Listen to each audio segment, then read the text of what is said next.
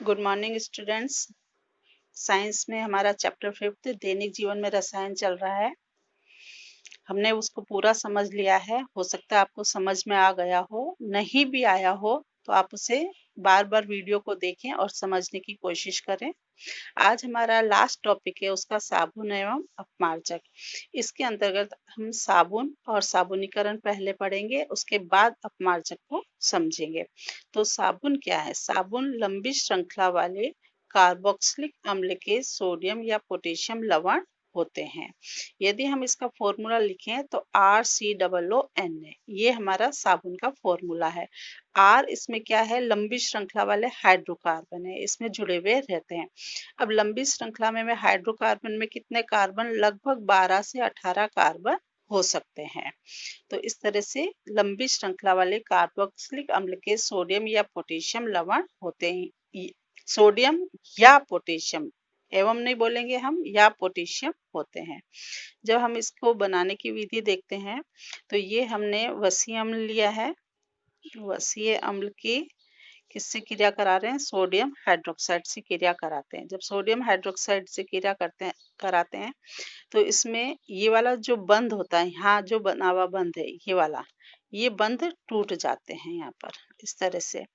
ये जब बंध, और इसी तरह से इसके भी बंध, इसमें क्या बन जाता है? Na+ और OH- अलग हो जाता है। ये जलीय विलयन के अंदर होता है सारा।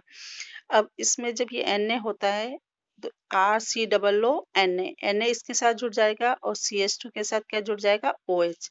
तो ये देखिए CH2OH, CH, यहाँ से इसके साथ OH और फिर CH2 के साथ OH ग्रुप जुड़ गया, और बाकी जो Na+ है ये इसके साथ जुड़ जाता है, तो RCOON।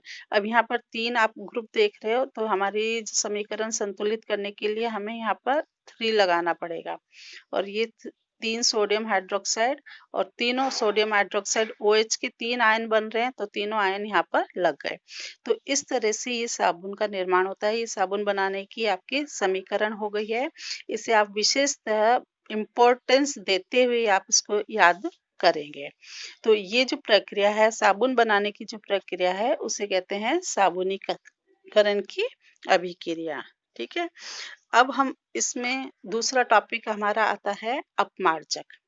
अपमार्जक अपमार्जक जो होता है, इसको अंग्रेजी में हम डिटर्जेंट कहते हैं। वैसे तो देखिए साबुन और डिटर्जेंट में एक मुख्य अंतर यह है कि अपमार्जक से धुलाई अच्छी तरह से भली प्रकार से हो सकती है। इसका भी एक कारण है मुख्य, क्योंकि साबुन जो होता है कठोर जल के साथ झाग नहीं देता है, जबकि अपमार्जक कठोर जल के साथ झाग दे देता है। तो अपमार्जक, इसको हम अंग्रेजी में डिटर्जेंट बोलते हैं, जिसका मीनिंग होता है, लैटिन वर्ड है डिटर्जेंट, जिसका मीनिंग होता है वाइप ऑफ क्लीन। ठीक है, किसी भी चीज को साफ करना इसका मीनिंग होता है। तो अब अपमार्जक जो होते हैं ये क्या होते हैं? अपमार्जक जो होते हैं, थोड़ा सा अंतर है, ये एल्किल सल्फेट या एल्किल बेंजीन सल्फोनेट होते हैं। तो यदि हम इसे देखें तो एल्किल, ये क्या हो गया? एल्किल सल्फेट, सोडियम के एल्किल सल्फेट हो गया, या सोडियम के एल्किल बेंजीन सल्फोनेट होते हैं, C6H5SO3Na। इस तरह से ये तो हो गया आपका alkyl sulphate, sodium alkyl sulphate. ये हो गया सोडियम एल्किल बेंजीन सल्फोनेट। ये हो गया सोडियम के एल्किल सल्फेट। सल्फेट में SO4 आता है, ये SO4 है, अपन ने इसको अलग प्रकार से लिखा है। और ये वाला जो है हमारा सोडियम बेंजीन, या हम ये कहेंगे सोडियम एल्किल बेंजीन ग्रुप आ गया। C6H6 होता है बेंजीन का फॉर्मूला, एक हाइड्रोजन हटके ये ग्रुप लगा हुआ है, एल्किल बेंजीन सल्फोनेट। तो ये हमारे अपमार्जक का फॉर्मूला हो गया। तो अपमार्जक क्या है? अपमार्जक जो है एल्किल सल्फेट या एल्किल बेंजीन सल्फोनेट के लवण होते हैं, और दोनों किसके हैं? सोडियम के हैं। तो इस प्रकार यदि अब हम दोनों में अंतर देखें कि अब साबुन और अपमार्जक में क्या अंतर है, साबुन और अपमार्जक में दोनों में क्या अंतर है।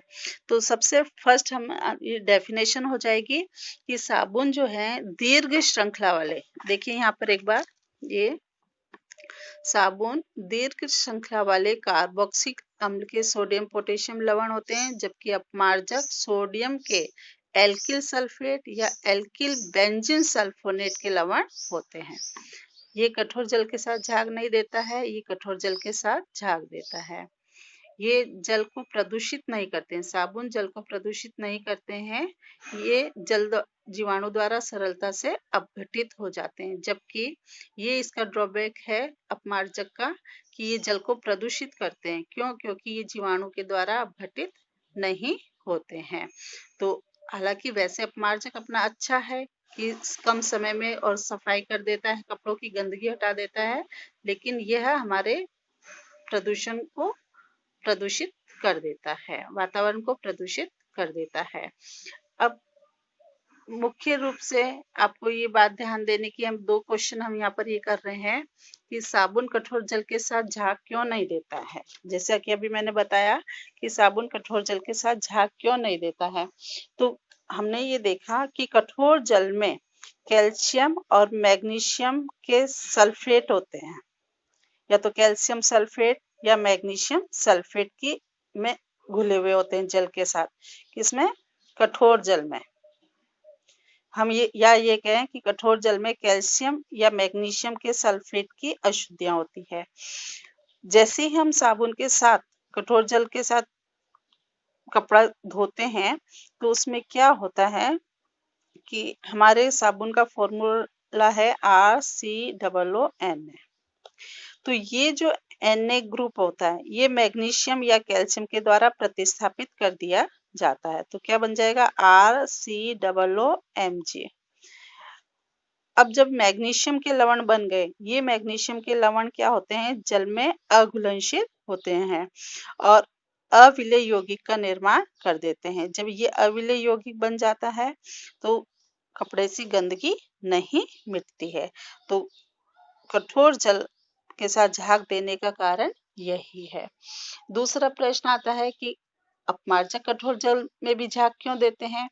अपमार्जक में क्या होता है, जैसे अपमार्जक का ये फॉर्मूला है कि इसमें सोडियम की जगह यदि मैग्नीशियम जुड़ जाता है या कैल्शियम जुड़ जाता है, तो वो क्या होता है, कठोर जल में घुल जाता है और घुलने के कारण वो झाग दे देता है। तो इस तरह से इस वीडियो में हमने साबुन और अपमार्जक, साबुनीकरण और अपमार्जक के बारे में पढ़ा। अब हम ये सेकंड वीडियो में ये पढ़ेंगे कि साबुन कपड़े से गंदगी को कैसे दूर करता है। तो उसे नेक्स्ट वीडियो के द्वारा समझा रही हूँ मैं।